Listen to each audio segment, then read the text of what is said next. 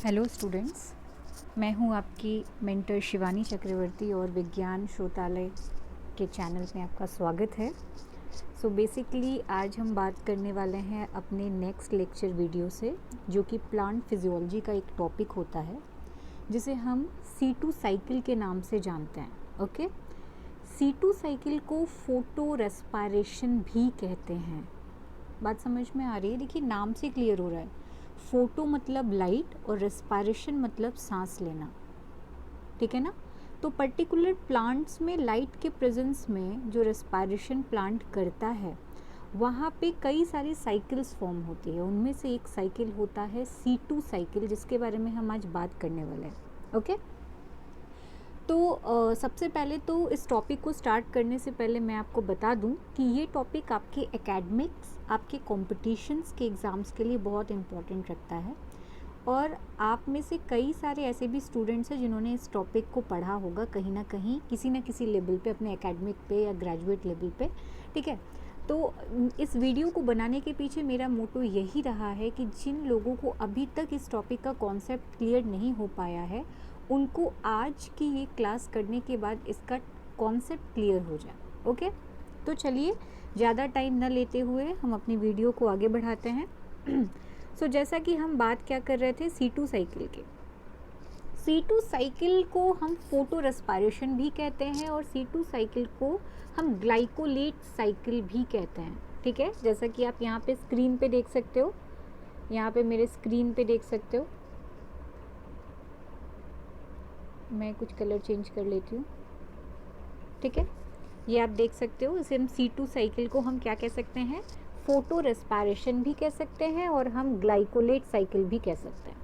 अब बहुत लोगों के दिमाग में ये आ रहा होगा कि मैम इसको ग्लाइकोलेट साइकिल क्यों कहते हैं, है ना।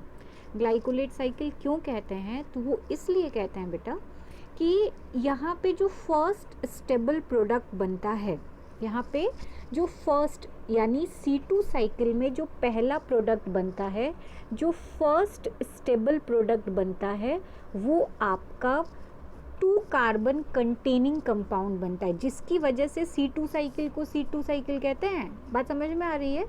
अब आपको क्लियर हो गया होगा कि C2 साइकिल को C2 क्यों कहते हैं। C2 मतलब 2 कार्बन कंटेनिंग कंपाउंड यहाँ पे बन रहा है, और ये जो 2 कार्बन कंटेनिंग कंपाउंड यहाँ पे बन रहा है वो आपका यहाँ पे देख सकते हैं रेड कलर से है, और मैं हाईलाइट भी कर रही हूँ, वो आपका है फॉस्फोग्लाइकोलेट।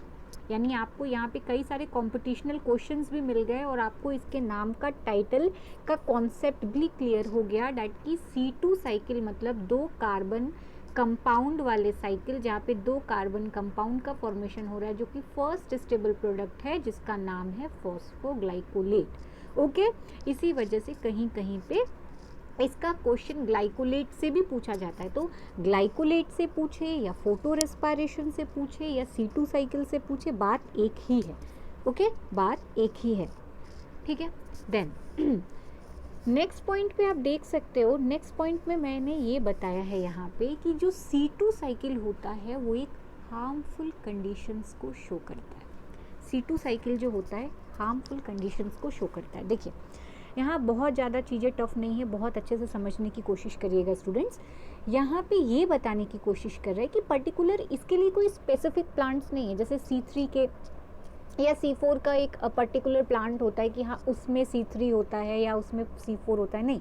C2 के लिए कोई स्पेसिफिक प्लांट नहीं है, बल्कि C2 एक हार्मफुल कंडीशन होता है जिसको खुद C3 प्लांट प्रमोट करता है। बात समझ में आ रहा है? कुछ टाइम के लिए C3 प्लांट हार्मफुल कंडीशंस को टॉलरेट करने के लिए आप क्या कह सकते हो कि C3 ही C2 को प्रमोट करता है, ठीक है ना। तो पर्टिकुलर इसी वजह से मैंने यहाँ पे लिखा हुआ है C2 cycle is show harmful condition, ठीक है। एंड C3 साइकिल जो है यहाँ पे पर्टिकुलर C2 को ऑपरेट कर रहा है, जैसा कि अभी हमने आपको बताया, ठीक है, जैसा कि अभी हमने आपको बताया। अब क्वेश्चन ये उठता है कि ये जो हम C2 साइकिल आज की डेट में पढ़ रहे हैं, ये C2 साइकिल पर्टिकुलर क्यों हो रहा है, ये C2 साइकिल क्यों हो रहा है, ठीक है। क्वेश्चन यहाँ पे ये उठता है, तो इसका जवाब भी मेरे पास है, ठीक है। एक मिनट, देखिए, उसके लिए सबसे पहले आपको जानना होगा C3 के बारे में। तो जैसा कि आपने अगर कभी भी C3 साइकिल पढ़ा होगा तो आप जानते होंगे, नहीं तो मैं बहुत ही जल्दी C3 साइकिल भी अपलोड करने वाली हूँ। मैंने अभी अभी चैनल क्रिएट किया है तो थोड़ा टाइम लग रहा है वीडियोस को अपलोड करने में, तो आप थोड़ा सा पेशेंस रखिएगा। मैं धीरे धीरे जो है जब मुझे टाइम मिल जा रहा है मैं वीडियोस बना के अपलोड करती जाऊँगी, तो उसमें आप देख लीजिएगा C3 साइकिल आप में से जिसको भी अभी तक क्लियर नहीं हुआ होगा इसका कॉन्सेप्ट, तो ठीक है। और एक चीज़ मैं ये भी बता दूं कि आज हमारा ये पार्ट 1 का क्लास है जो कि बेसिक क्लास है। पार्ट 2 में हम ये C2 साइकिल के बारे में डिस्कशन करेंगे। ये हमारा पार्ट 1 है जिसमें हमने बेसिक्स जानकारी लेनी है। मैं आपको बेसिक चीज़ें बताऊँगी, बेसिक कॉन्सेप्ट क्लियर रहेगा तभी आपको C2 साइकिल समझ में आएगी, ठीक है। सो पर्टिकुलर हम क्या बात कर रहे थे, C2 साइकिल के बारे में। हमने कहा कि C2 साइकिल हार्मफुल कंडीशंस को शो करता है और C2 साइकिल C3 द्वारा ही प्रमोट किया जाता है, राइट। अब जनरली C3 में क्या होता है, जिसमें 3 कार्बन कंटेनिंग कंपाउंड्स बनते हैं, ठीक है ना, जिसे हम C3 साइकिल कहते हैं। तो जनरली आप जानते हो कि जो C3 होता है, C3 प्लांट्स होते हैं, उनमें हार्मफुल कंडीशंस होते हैं, ठीक है। उनमें हार्मफुल कुछ सिचुएशंस के बाद उनमें हार्मफुल कंडीशन शो होने लगता है, ठीक है, क्योंकि पर्टिकुलर उस हार्मफुल कंडीशंस में वो अपने आप अपना काम नहीं कर पाता प्रॉपर तरीके से, तो उस कंडीशन में वो क्या करता है, C2 को ला देता है, C2 को प्रमोट कर देता है, ठीक है। तो उस हार्मफुल सिचुएशन को ही हम C2 साइकिल कहते हैं, जो हमें C3 में ही देखने को एक तरीके से मिलता है, ठीक। तो जनरली C3 साइकिल में क्या होता है कि जो कार्बन डाइऑक्साइड का जो कंसंट्रेशन लेवल होता है, जो कार्बन डाइऑक्साइड का जो कंसंट्रेशन लेवल होता है वो पर्टिकुलर C3 साइकिल में क्या होता है, हाई होता है, ठीक है ना। कार्बन डाइऑक्साइड का जो कंसंट्रेशन लेवल है वो क्या है, आपका C3 साइकिल में जनरली क्या होता है, हाई होता है, ठीक है। तो जब कार्बन डाइऑक्साइड का कंसंट्रेशन लेवल हाई होता है तो वहाँ पे आपको देखने को मिलता है एक एंजाइम रुबिस्को, ठीक है, आपको देखने को मिलता है रुबिस्को, जो कि C2 साइकिल में इन्वॉल्व होता है, C3 साइकिल में इन्वॉल्व होता है, सॉरी। ये रुबिस्को जो होता है वो उस कंडीशन में, बेसिकली रुबिस्को का काम होता है कार्बन डाइऑक्साइड को फिक्स करने का, ठीक है ना। इनका काम होता है कार्बन डाइऑक्साइड को फिक्स करने का या फिर ऑक्सीजन को फिक्स करने का, ठीक है। लेकिन C3 साइकिल में जब कार्बन डाइऑक्साइड का कंसंट्रेशन लेवल ज़्यादा होता है तो उस कंडीशन में ये रुबिस्को जो है वो अपना बिहेव कैसा शो करता है, वो किस तरीके से काम करने लगता है, वो कार्बोक्सिलेज एंजाइम की तरह काम करने लगता है। क्यों? क्योंकि कार्बन डाइऑक्साइड का जो अमाउंट है, कार्बन डाइऑक्साइड का जो कंसंट्रेशन लेवल है वो वहाँ पे क्या है, उस टाइम पे ज़्यादा है। तो C3 में जब कार्बन डाइऑक्साइड का लेवल ज़्यादा है तो उस कंडीशन में ये जो बंदा है रुबिस्को, ये कार्बोक्सिलेज एंजाइम की तरह काम करता है और ये पर्टिकुलर उस कार्बन डाइऑक्साइड को क्या करने की कोशिश करता है, ये पर्टिकुलर उस कार्बन डाइऑक्साइड को क्या करता है, फिक्स करता है। क्या करता है, फिक्स करता है। क्यों करता है? क्योंकि कार्बन डाइऑक्साइड का अमाउंट ज़्यादा है और ऑब्वियसली अगर कार्बन डाइऑक्साइड का अमाउंट ज़्यादा है तो कहीं ना कहीं ऑक्सीजन का लेवल कम है, राइट।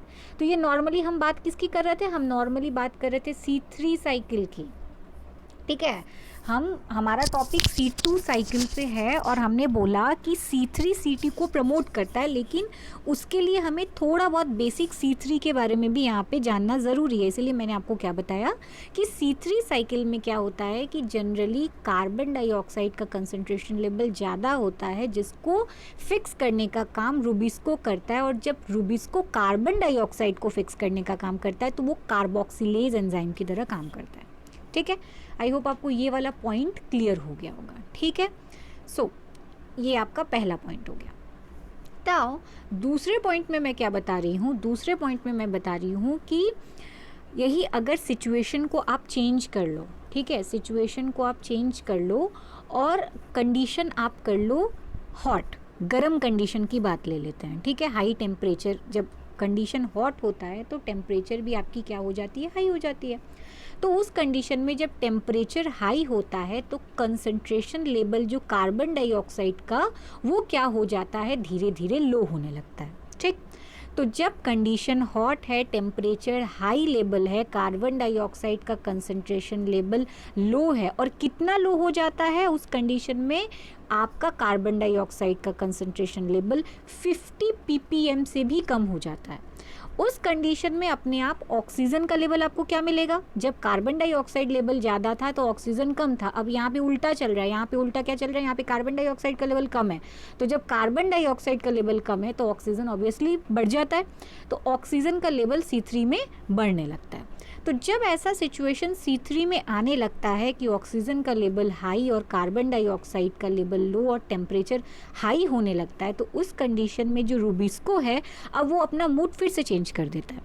अब वो कार्बोक्सिलेज की तरह काम न करके वो काम करता है ऑक्सीजिनेज एंजाइम की तरह। वो किसकी तरह काम करने लगता है? वो काम करने लगता है ऑक्सीजिनेज एंजाइम्स की तरह, ठीक है। और ऑक्सीजिनेज एंजाइम क्या करता है? ऑक्सीजन को फिक्स करता है, और ऑब्वियसली ऑक्सीजन को फिक्स कर रहा है तो यहाँ पे रिड्यूस क्या हो रहा है, रिलीज क्या हो रहा है? Carbon dioxide. तो ये जो कंडीशन है ना C3 साइकिल में, जब ये कंडीशन आने लगती है कि ऑक्सीजन का लेवल कम हो जाता है, ज़्यादा हो जाता है, टेम्परेचर हाई हो जाता है और कार्बन डाइऑक्साइड लेवल कम होने लगता है, तो ऐसे सिचुएशन को, ऐसी कंडीशन को हम कहते हैं हार्मफुल कंडीशन, जब C3 C2 को प्रमोट करता है। बात समझ में आई? अब समझ में आया C2 का बेसिक्स कि C2 साइकिल कैसे आ गया, कैसे क्रिएट किया, क्या हो रहा है, क्यों हो रहा है, तो इसलिए हो रहा है, ठीक है ना। तब जाके ऐसे हार्मफुल सिचुएशंस में C3 क्या करता है, फिर C2 साइकिल को प्रमोट करता है। ओके, C2 साइकिल को क्या करता है? प्रमोट करता है। Okay, sorry, next. सो हमें क्या पता चल रहा है कि जब ये वक्त आता है कि ये हमारा जो पर्टिकुलर C3 होता है वो C2 को प्रमोट करता है, तो ये C2 साइकिल एक तरीके से हार्मफुल प्रोसेस को शो कर रहा है। यानी C2 क्या कर रहा है? C2 कार्बन डाइऑक्साइड को फिक्स कर रहा है, ठीक है ना।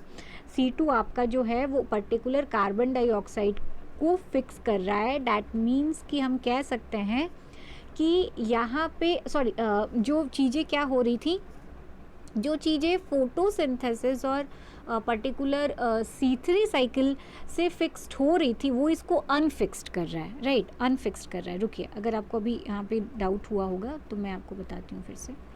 ये देख लीजिए, यहाँ पे क्या हो रहा था कि जनरली हमारा जो कार्बन डाइऑक्साइड था वो क्या कर रहा था, C3 क्या था, वो कार्बन डाइऑक्साइड को फिक्स कर रहा था, राइट। C3 कार्बन डाइऑक्साइड को फिक्स कर रहा था। ओके, एक सेकेंड,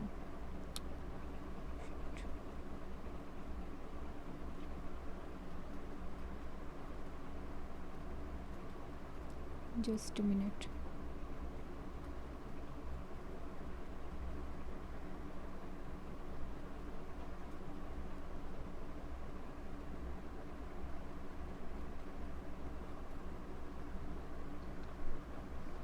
हाँ, तो हम बात क्या कर रहे थे?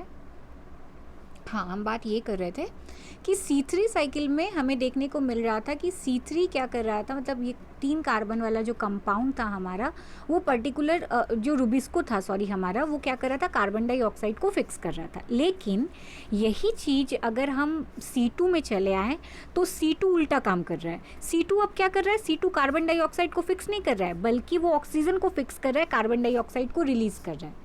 ये मैं समझाने की आपको कोशिश कर रही थी, ठीक है।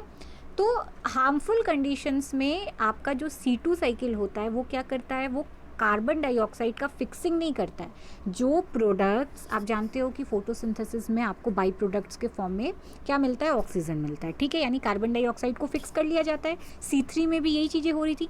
तो जो चीज़ें C3 ने और C4 ने किया, जो चीज़ें C3 और C4 ने किया, वही यहाँ पे क्या आपको देखने को मिल रहा है, वही यहाँ पे आपको ये देखने को मिल जा रहा है कि पर्टिकुलर हमारा C2 इसको अनफिक्स्ड कर दे रहा है। अच्छा, अब एग्जांपल्स की अगर बात करें, कुछ एग्जांपल्स की बात करें कि मैम कुछ C2 प्लांट्स के एग्जांपल्स क्या क्या हो सकते हैं, तो ये आपके हो सकते हैं वीट, बीन, और भी बहुत सारे ऐसे प्लांट्स होते हैं जो C2 साइकिल को शो करते हैं। तो ये पर्टिकुलर जो होते हैं ना वो C2 साइकिल के एग्जांपल्स में आते हैं, ठीक है। तो अब कंक्लूज़न हमारा क्या निकला? हमारा इतना सारा हमने जो पढ़ा तो हमारा मेन कंक्लूज़न क्या निकला?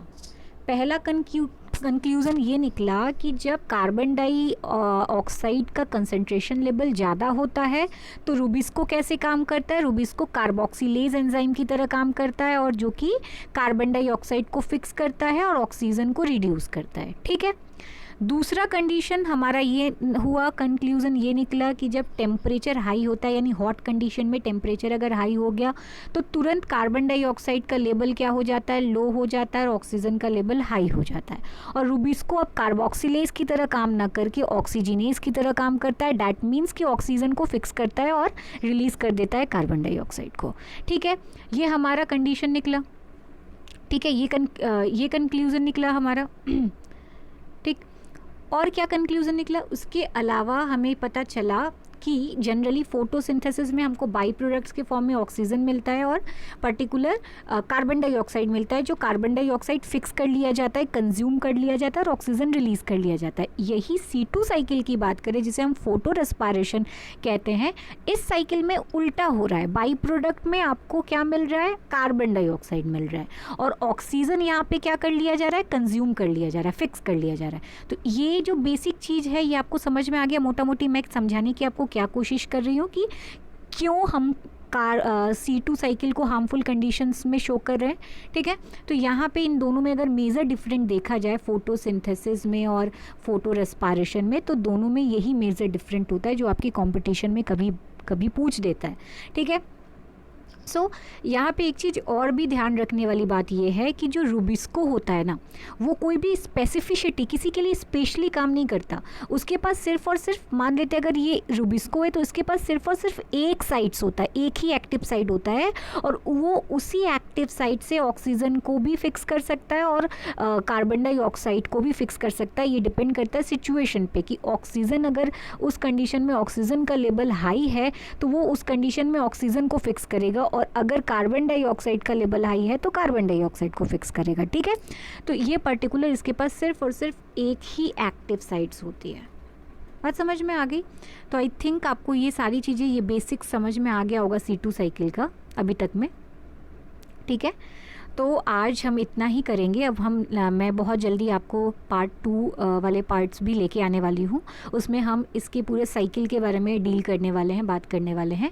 लेकिन मैं आपसे यही रिक्वेस्ट करूँगी कि सबसे पहले आप लोगों में से जितने लोगों ने भी बेसिक नहीं देखा, ये क्लास नहीं अटेंड की, वो पहले ये लेक्चर वीडियो देखे, देन वो पार्ट 2 में जाए, नहीं तो पार्ट 2 वो डायरेक्ट समझने में बहुत प्रॉब्लम होगी। ठीक है, तो basic is most important, right. इसीलिए मैं सब टॉपिक के पार्ट्स लेके आ रही हूँ। सबसे पहले बेसिक लेके आ रही हूँ कि आपको चीज़ें क्लियर हो सके। ठीक है, और मैं फिर से यही कहना चाहूँगी कि अगर आपको ये वीडियो पसंद आ रहा है तो आप सब्सक्राइब कर सकते हैं, लाइक एंड शेयर कर सकते हैं, स्पेशली अपने उस फ्रेंड्स के साथ जिनको ये टॉपिक समझ में नहीं आती या जिनको किसी न किसी तरीके से इस टॉपिक में कोई ना कोई कन्फ्यूज़न रहता है हमेशा। ठीक है, ओके, सो आज के लिए इतना ही।